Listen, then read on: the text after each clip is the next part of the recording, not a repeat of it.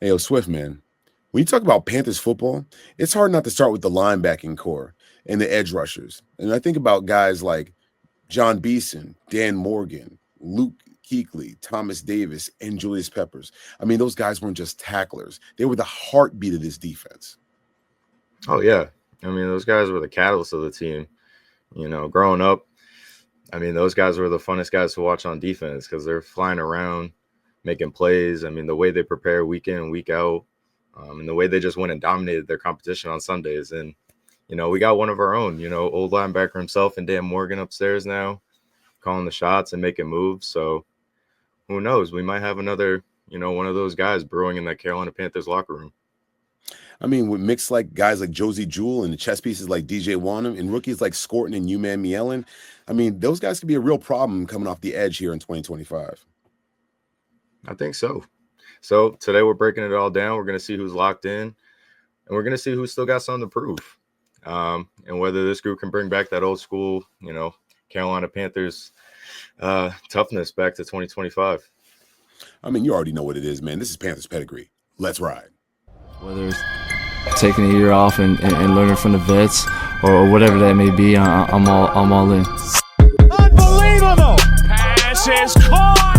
There's no way! Bryce Young on the money! Doing at the field like, all day like, all night like, on the blue like, on this like. Yo, Swift, man, how are you doing? What's up, Pop? I'm doing not too bad.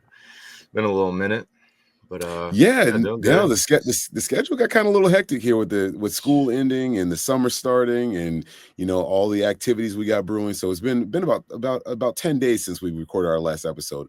Unplanned time off, but I'm back and I'm feeling refreshed and ready to rock out these next few weeks. Like no interruptions. Oh yeah. No, it's been a busy summer, but yeah, this is definitely a main focus of mine. I want to make sure we get this content out to you guys. So I'm excited to be back. Let's get into it. 100%, man. Before we get started, we are just super duper excited that our community is steadily growing. Like we were humbled. I mean, we've been back, almost a month and a half, 2 months. We're approaching 2 months and we have just been growing leaps and bounds. And so we want to thank you, our viewers, and anybody commenting and leaving us feedback. We appreciate you. So since I'm here, I might as well go ahead and ask you. So go ahead and like this video. All right. Leave a comment on your favorite legacy linebacker from the Carolina Panthers. I mean, you want to tell me about John Beeson?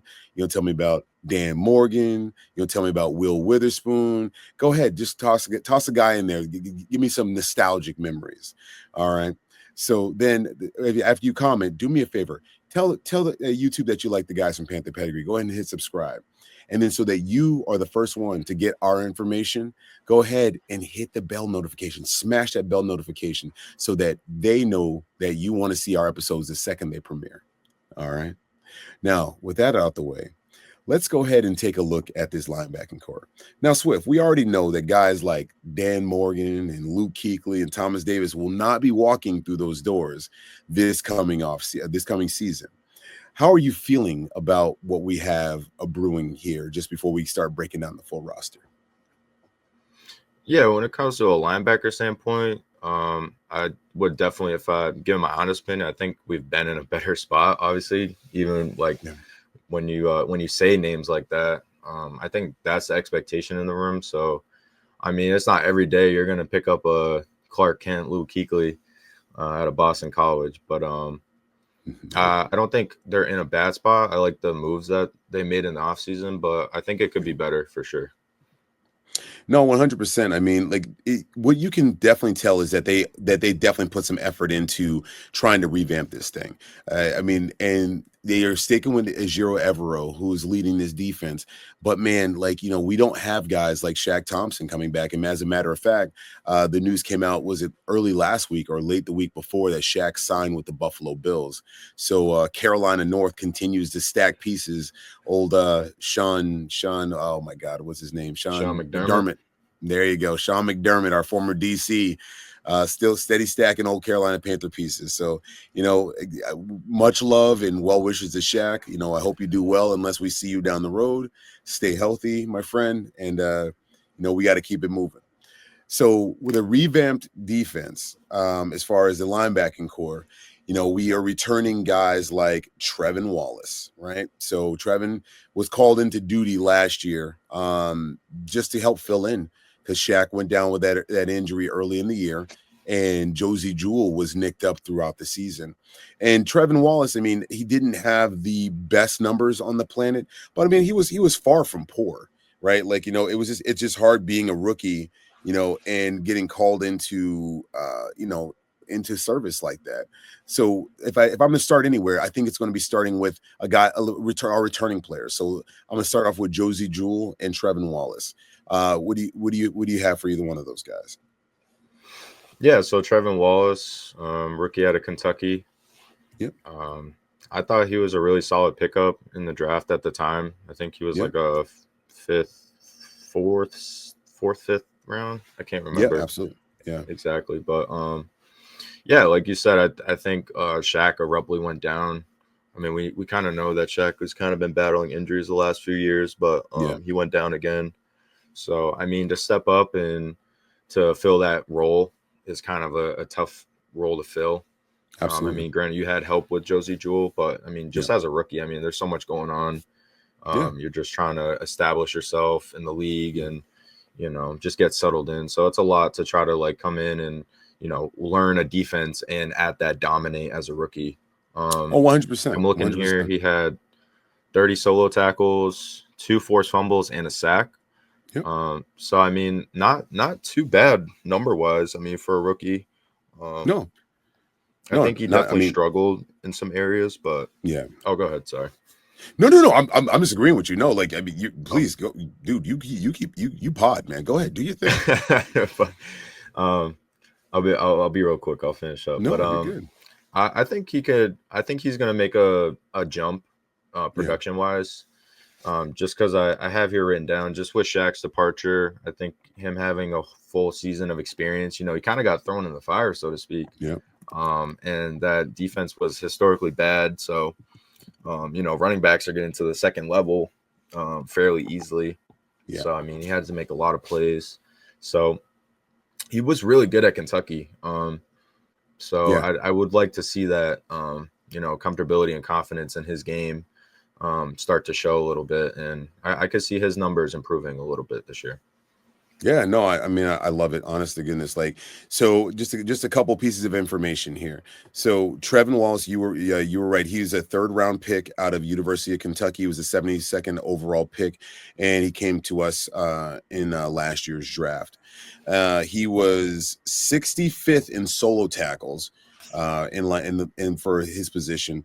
He was 63rd in assisted tackles. He was 15th in forced fumbles with 1, and he was 80th in stops with 14. He was 47th in sacks, and then as far as passer rating allowed, he was 11th. So again, I mean, he had some moments. He wasn't like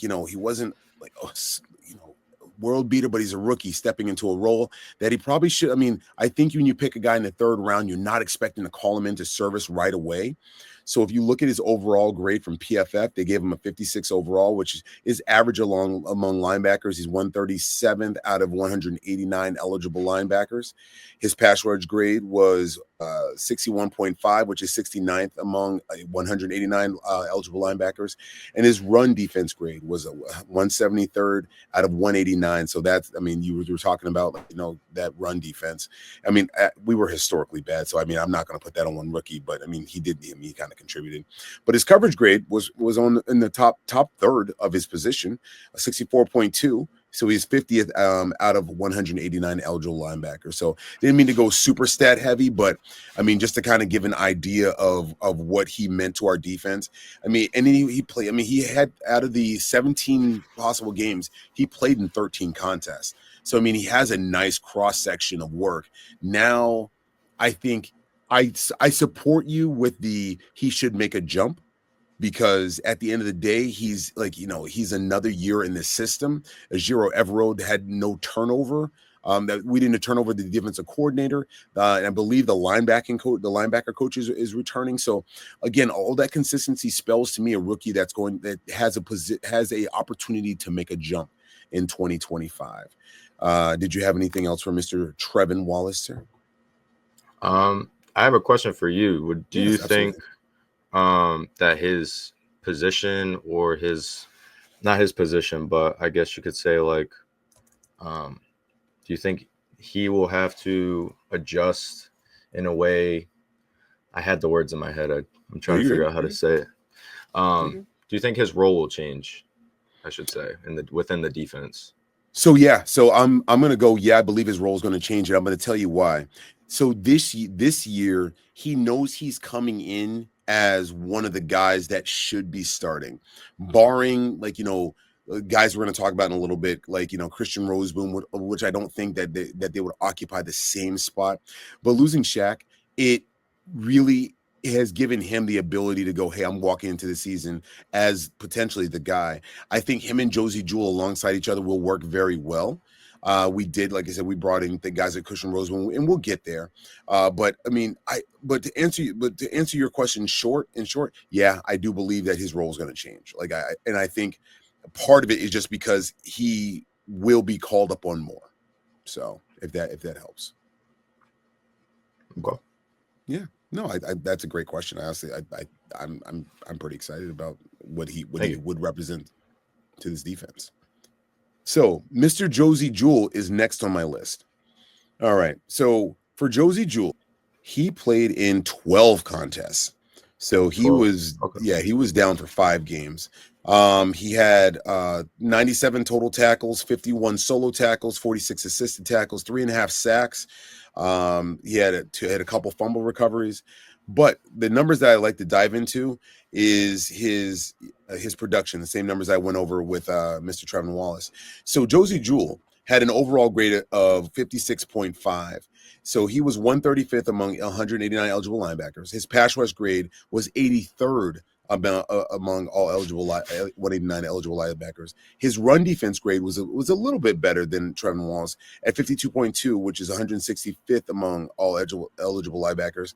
And then his coverage grade was a little bit worse than Trevon Wallace, and it was 82 among all eligible linebackers. So when you have 2 linebackers that played in 12 games and 13 games, and their run defense grade was over 150 out of 189. I mean, you can tell that was a strength of the Carolina Panthers when you're talking Luke Kuechly and Thomas Davis and John Beeson. Those guys were run stoppers. They were gap fillers, right? You didn't want to run the ball with Luke August Kuechly coming downhill, with John Beeson coming downhill, Thomas Davis coming downhill. You're not running that ball. Our linebacking core did not strike fear in anybody's eyes. And even with Shaq Thompson, he was serviceable, but he was never in my opinion, he never hit that. I was never stoked that Shaq was the one lining up at linebacker. I'm like, oh, he's a role player, right? He's a role player. He'll get it done. But it's not going to be these 10, 15 tackle games and 4 or 5 tackles for losses. It was going to be the tackle. If it was going to happen, it was happening in the linebacking area, or we were chasing a guy down.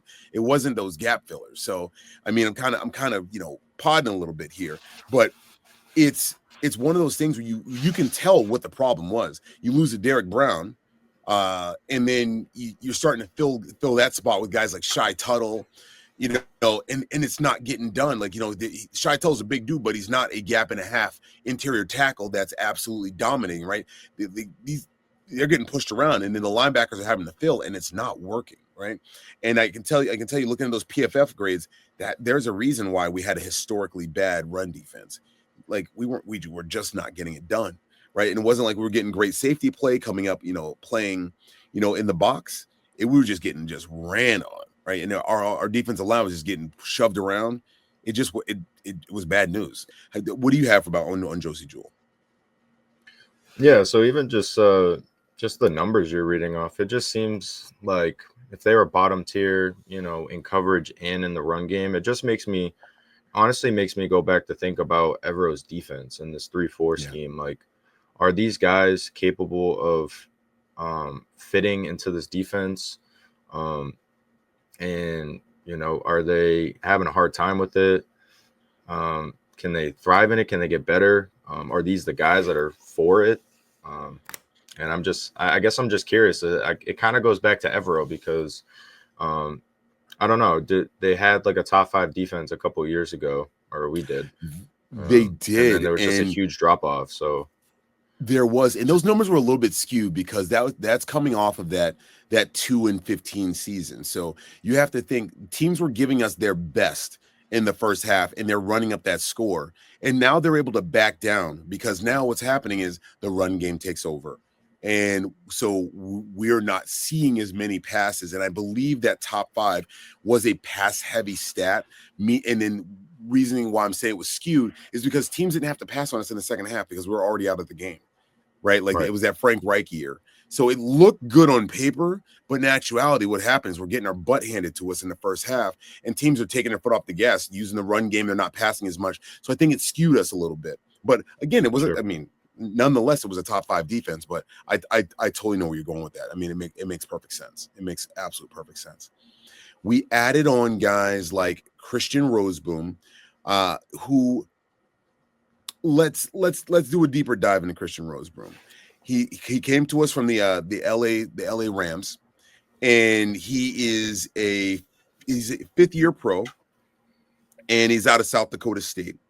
So his numbers for this past season in that LA Rams defense, again, a defense that is familiar to him because Ejiro Evero, coached him for a bit there.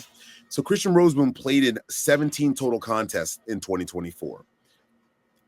He had 135 tackles.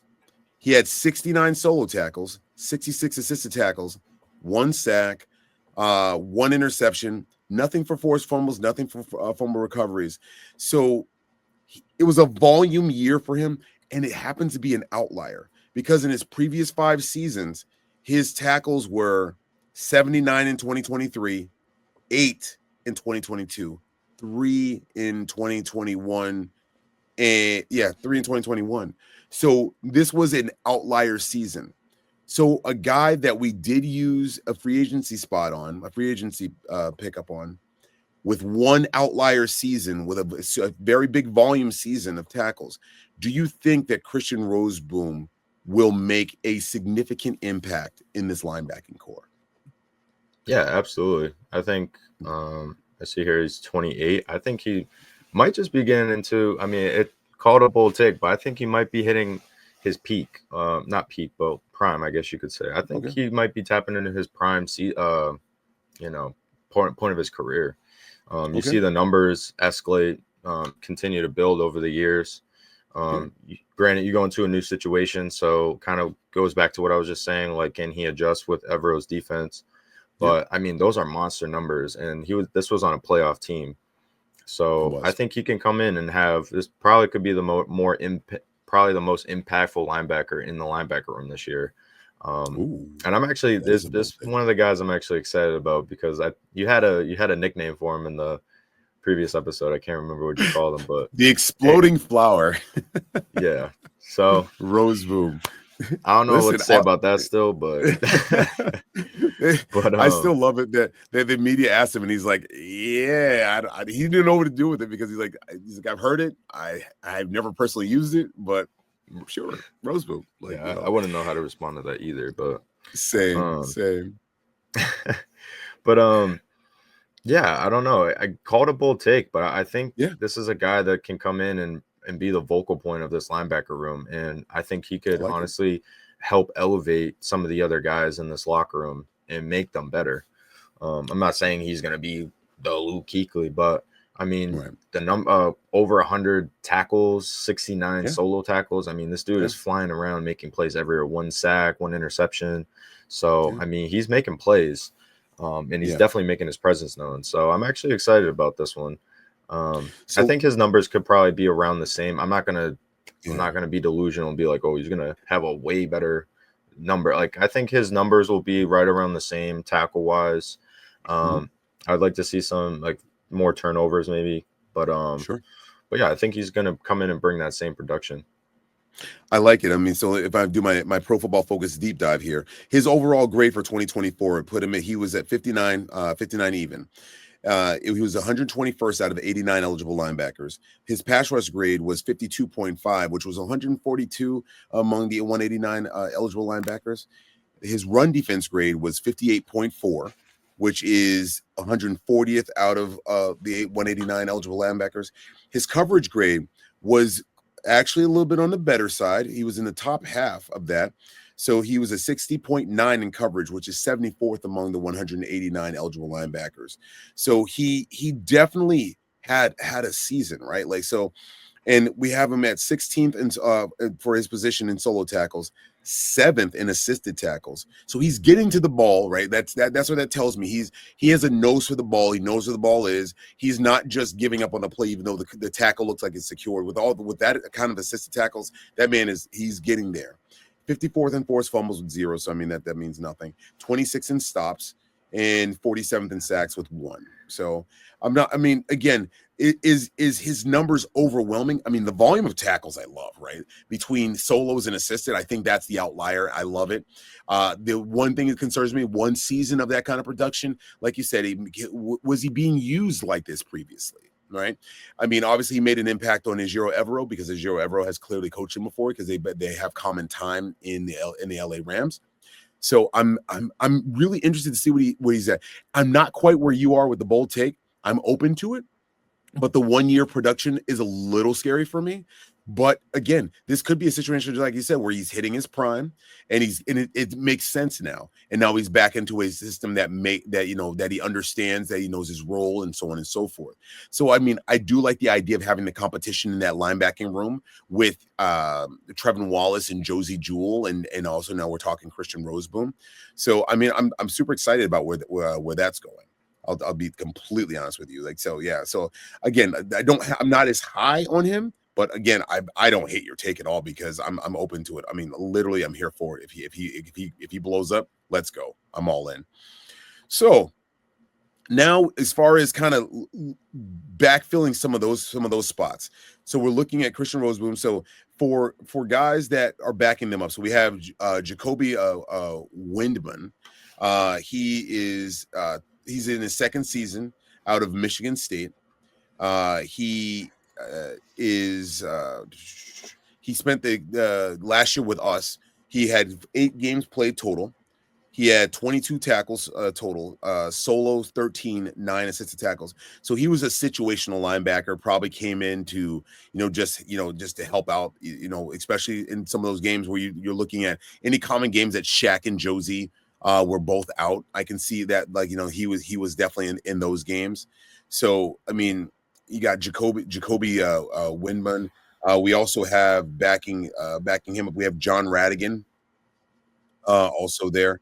So John Radigan is he's in his 5th season. He was in Army, and he spent 3 seasons with the Seattle Seahawks, and then 2024 he was with us. He had 16 games played, 12 total tackles, 6 solos, 6 assisted.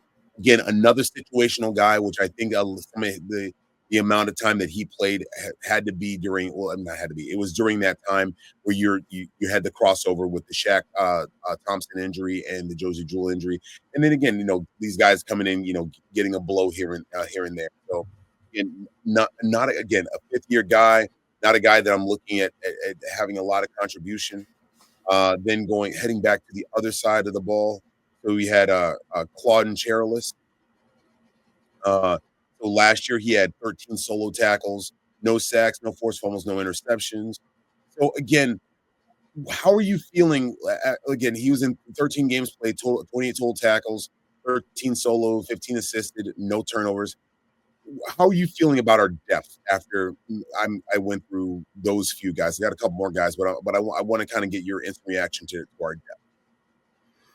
Yeah, so we have a lot of depth.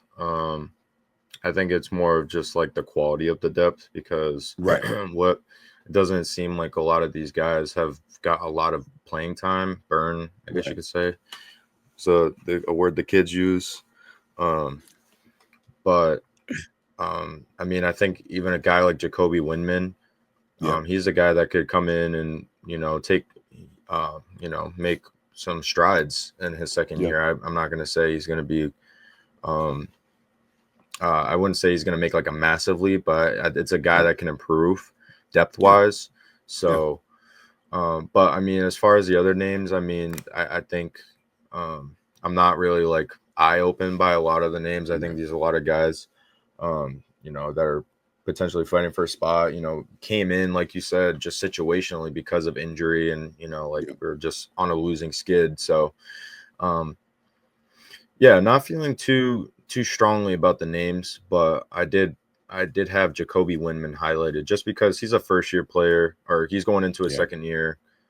Came in, we said 8 games, so and he seemed to have some decent production. So I mean, that's a guy depth wise I could see still making the roster, and then maybe even getting some more playing time out there. And he's been in this defense, so he could be a guy that can improve. So, and then I kind of stopped at the UDFAs. So we have Bam Martin Scott out of South Carolina, rookie. So he's a UDFA. And then we have, I'm going to butcher his name, but Tuasivi Nomura out of, I believe, Fresno.